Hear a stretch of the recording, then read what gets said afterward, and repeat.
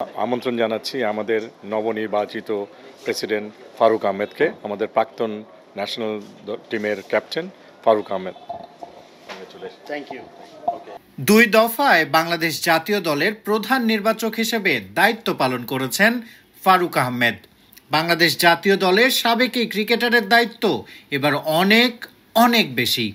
তিনি যে এখন বাংলাদেশ ক্রিকেট বোর্ডের সর্বোচ্চ পদে বসেছেন, হয়েছেন বিসিবি সভাপতি। আজ বিসিবির জরুরি সভা অনুষ্ঠিত হয় যুব ও ক্রীড়া মন্ত্রণালয়ে।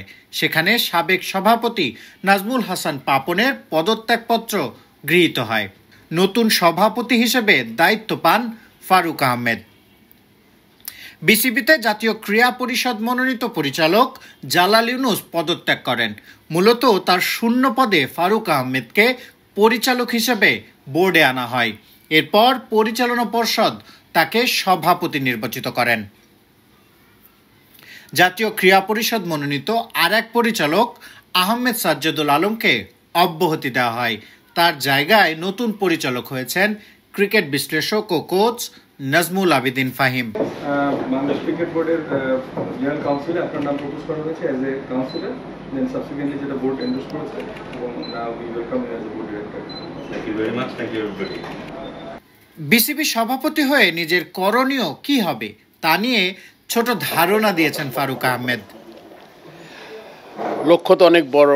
বাংলাদেশ প্রধান লক্ষ্য দেশের সম্মান বৃদ্ধি, উজ্জ্বল করা, দেশের মুখ প্লাস দ্য টিমকে একটা জায়গায় দেখতে চাই। তো সেক্ষেত্রে এটা তো একটা অনেক বড় একটা ব্যাপার, কীভাবে দেখব। সো অনেক জায়গায় আমাদের কাজ করতে হবে। আপনারা জানেন যে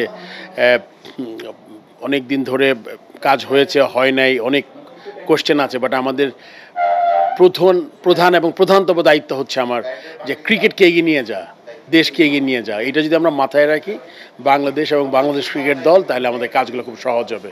আমাদের অন্যদিকে যদি আমরা ডাইভার্ট না হয়ে যাই। So cricket team, Bangladesh cricket as a whole and Bangladesh as a country, আমরা এটাকে এগিয়ে নিয়ে যাই। তবে বিসিবি সভাপতি হিসেবে ফারুক আহমেদ সাংবাদিকদের প্রশ্নের উত্তর দিবেন আজ বেলা ৩টায়। এই মুহূর্তে আপনারা ৩টা, আমাদের মিডিয়া ম্যানেজার বলছে 3টার সময় আমি কথা বলবো। যত কোয়েশ্চেন আপনারা বেটার প্রিপেয়ার্ড হয়ে আসতে পারবেন। 3টার সময় স্টেডিয়ামে যান, কেন এখানে আপনারা কেউ আসছেন, কেউ আসে নাই। তো এই জন্য আমার মনে এটা সবার জন্য একটা ফেয়ার গেম হবে যদি আমরা স্টেডিয়ামে আসি। তো আমি এখানে যাবো, ওখানে গিয়ে না, এটা একটা প্রোটোকল আছে, বলছে সিইও, এখান থেকে নিয়ম আছে। আমরা আমাদের প্রেস কনফারেন্সটা ইয়েতেই করবো, আমাদের যে মিডিয়া সেন্টার বিসিবিতে, ঠিক আছে। এখানে আমাদের অ্যাডভাইজার সাহেব বলেছে যে এখানে কোনো প্রেস কনফারেন্স করা যাবে না, ঠিক আছে।